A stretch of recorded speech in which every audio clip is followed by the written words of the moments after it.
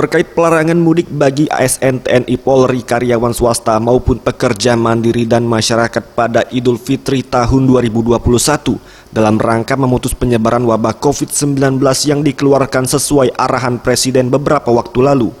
Sekda Kota Palembang Ratu Dewa menjelaskan bahwa pihaknya akan mematuhi himbauan tersebut meski secara tertulis himbauan tersebut belum diterima.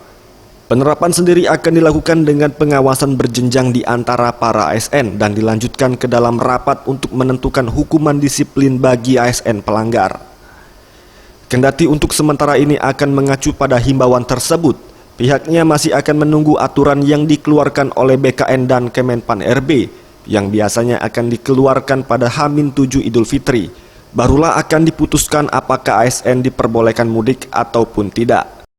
Tapi yang jelas karena sekarang ini sudah ada dari Kemenku SDM kemarin hasil rapat beberapa menteri bahwa mudik lebaran itu dilarang.